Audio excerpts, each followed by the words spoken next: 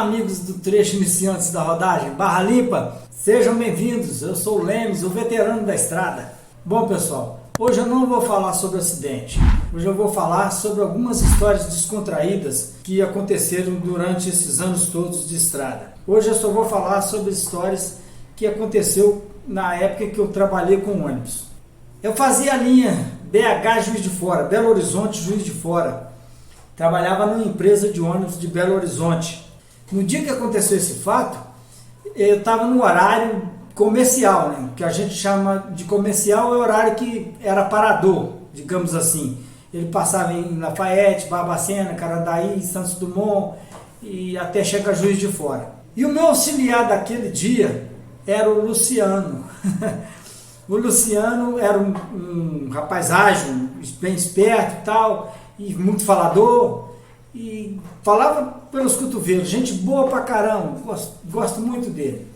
E nesse dia, era um dia de véspera de feriadão, e a gente estava dando embarque no 14 horas de Belo Horizonte para Juiz de Fora. Esse horário estava lotado, e entra passageiro, e eu destacando passagem, ele guardando bagagem, tá que entra passageiro. Naquela época podia até 100 km, com aquela quantidade de passageiro que o meu veículo transportava, era permitido carregar até 11 passageiros em pé. E quando chegou mais para o final do embarque, chegou um senhorzinho bem velhinho, ele devia ter uns 90 anos ou mais, por aí, a média de 90 anos. Chegou com uma moça, que aparentemente era parente dele, e falou comigo assim: motorista, eu vou com o senhor até... Me chamou de senhor e falou: motorista, eu vou com o senhor até Lafayette. Ele era um ex-combatente e eu imaginei que ele teria reservado a poltrona para ele. E ele pegou e entrou, a moça acompanhou ele e eles foram para lá para trás. Só que já tinha 10 passageiros em pé. Ele mais a moça que tinha entrado, eu estava com um de excedente da minha quantidade que era permitido. E nisso chega o Luciano, eu falei: Luciano, eu estou achando que nós temos um probleminha aí. Ele falou: por quê? E o meu auxiliar perguntou assim: por quê? Eu falei: olha, entrou um senhor e uma moça aí, e esse senhor é ex-combatente. Vai lá em cima, pega um mapa para a gente ver qual poltrona que ele reservou, porque está passando um passageiro na minha conta. Aí ele foi, pegou o mapa e veio. E eu fui, dei partida no carro, já estava na hora de dar partida, né, da rodoviária, dei partida no carro, e quando eu levantei para ver se estava tudo ok, se a gente podia seguir viagem, eu percebi uma coisa estranha, mas muito estranha, e tempos depois, engraçada, porque o Luciano veio correndo lá do fundo do ônibus, empurrando todo mundo para um lado, para o outro, e o pessoal começou a gritar, e aquele desespero todo, eu não sabia o que estava acontecendo, e ele chegou perto de mim até sem fôlego, e desceu as escadas quase de cabeça para baixo ali, e bateu lá embaixo na plataforma, e eu vi que tinha atrás dele, nesse momento, antes dele chegar perto de mim, eu vi que tinha atrás dele, esse senhorzinho estava com a arma na mão, e ele puxava o gatilho. Aí eu pensei, gente, eu fiquei assim, pô, disparo a arma, porque eu para a direita eu não podia sair para cima do volante, eu não podia descer também, e eu fiquei sem saber o que fazer. E nisso saiu, eu pedindo ele: calma senhor, e ele chegou perto de mim, e com a arma na mão, parou de puxar o gatilho. Eu falei com ele assim: calma senhor, o senhor está muito nervoso, o que está acontecendo? O senhor explica para mim que eu vou resolver o problema do senhor, mas o senhor tem que ter calma, abaixa essa arma e tal. Aí ele me obedeceu, ele abaixou a arma e começou a contar a história, que esses senhorzinhos, né, esses ex-combatentes, eles têm história demais sobre guerra.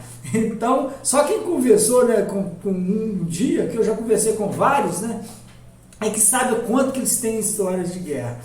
Aí ele começou a contar, que eu ia matar ele mesmo. Quando ele fazia assim, gente, o carro não era cabinado. Quando ele fazia para a direita, a moça da poltrona 4 pulava no colo da poltrona 3. E quando ele fazia para o outro lado assim com a arma, a moça de lá pulava no colo e vice-versa. Elas ficaram umas 3 vezes daquele jeito ali, gritando comigo: segura ele, motorista, segura ele, motorista. Eu não podia fazer nada porque o senhor estava com a arma na mão. Mas ele não estava puxando o gatilho, ele só estava balançando a arma. Aí o que acontece? Chega o meu auxiliar com um tenente e um sargento que veio lá de cima para resolver a situação, porque o moço estava armado, né? Aí a polícia tinha que vir. Aí eles chegaram, eu desci, pedindo ele calma, e o senhorzinho ficou ali em cima. O tenente, mas o sargento, de longe, começaram a conversar com ele. E eu achei estranho, porque ele, lá de cima, ele virou pro sargento e pro tenente e falou assim: eu vou dar minha arma para você, moleque? Não, ele chamou o tenente de moleque. Eu pensei assim, gente, que absurdo. Eu não sabia até então que eles eram intocáveis, né? Aí eu conversei com o tenente, o sargento continuou conversando com ele para acalmar ele, para fazer com que ele guardasse as munições, ele estava com as munições no bolso, e o tenente conversando comigo me explicou: olha, a gente não pode tocar neles, esses senhorzinhos aí são intocáveis. Contou a história lá, depois eu entendi o porquê. Mas aí ele me prometeu para o tenente, que guardou a arma e falou assim: olha, pode ter certeza, motorista, que eu não vou te causar problema mais. Ele era um senhorzinho até que lúcido para a idade dele, né, pelo que ele já tinha passado também, e ele estava bem lúcido. E realmente, nessa hora, assim, apareceu uma porção de lugar para ele. E realmente, esse senhorzinho não me deu trabalho até chegar em Conselheiro Lafayette. Desceu, me agradeceu, me pediu desculpa em Lafayette, mas mesmo assim ainda xingou de novo o cobrador. Aí depois do caso passado, nós rimos até Juiz de Fora. Eu não aguentava olhar para o Luciano, que eu começava a rir, porque pelo fato acontecido, né? Eu ria assim, entre aspas, né, pessoal? Porque imagine se aquele senhorzinho, ao invés de guardar as munições no bolso, tivesse colocado no tambor da sua arma ali, ou no pente, não sei como é que funcionava aquela arma, porque era uma arma bem antiga, parecia uma arma soviética, sei lá, daquelas armas alemãs, me parece. Eu só vi assim, mas nem toquei na arma dele, então não sei que tipo de arma que era. Essa próxima história, gente, aconteceu quando eu trabalhava numa linha de Juiz de Fora para Cataguases. Eu estava dando embarque, por coincidência, era o contrário, eu era muito novinho e o meu cobrador já era bem mais velho do que eu. E ele era bem mais velho do que eu. Ele tinha uns 40 e poucos anos, eu tinha 20 e poucos anos. Eu estava dando embarque, destacando as passagens, nisso chegou 4 senhorinhas e me falou comigo assim: boa tarde, cobrador. Elas imaginaram que quem estava guardando a bagagem era o motorista, e quem estava destacando as passagens era o cobrador. E eu, para não fazer as senhorinhas passarem vergonha ou coisa parecida assim, eu não desmenti. Deixei elas pensarem que eu era o cobrador. Falei: boa tarde, senhora, tudo bem com a senhora e tal. Tentando ser muito simpático com elas ali, que eu sempre adorei as pessoas da terceira idade. E nisso destaquei as passagens, elas ainda fizeram umas outras brincadeiras ali e subiram.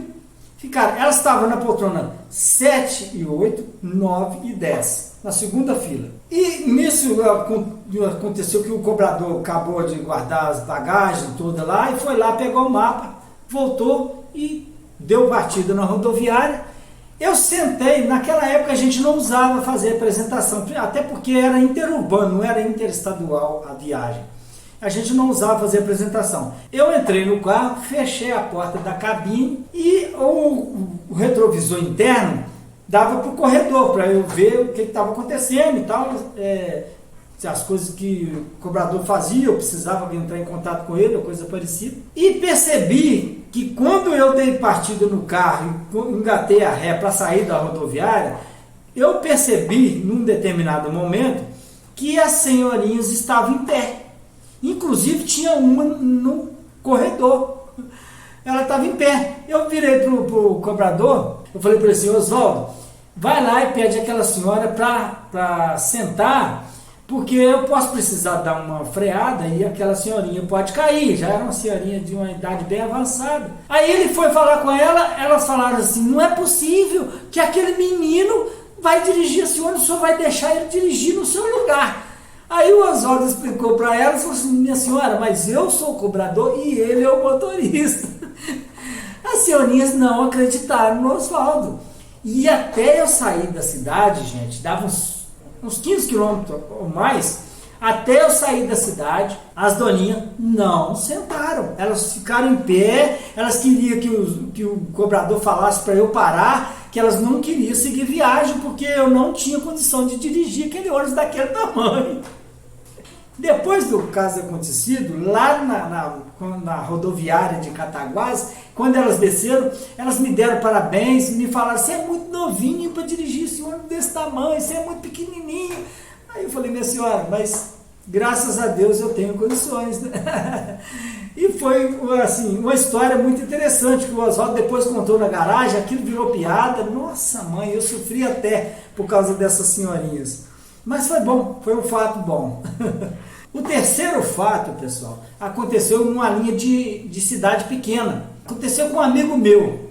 Esse meu amigo era bem voado, sabe? Ele era aquele camarada que a gente falava na época de banda voou, ele nem banda. E o que acontece? Ele estava voltando da cidade pequena, ele fazia a linha Juiz de Fora, Bias Forte. Ele estava voltando de Bias Forte quando, num determinado ponto da estrada, ele estava voltando de Bias Forte e lá tinha muito aquelas entradas de fazendas, de sítios. O pessoal dava sinal, ele parava ou para descer ou para subir passageiro. E nesse ponto específico que aconteceu esse fato, ele parou para um passageiro descer. Só que lá em Bias Fortes, esse passageiro tinha feito umas compras. Não coube num bagageiro, o menino dividiu, botou um pouco num bagageiro e um pouco no outro. E ele tinha avisado: olha, eu vou descer em tal lugar. O menino abriu os dois bagageiros de uma vez para tirar a bagagem dele. Quando ele tirou de um bagageiro, ele bateu o bagageiro. Quando ele foi tirar no outro, o motorista fechou a porta e arrancou e foi embora.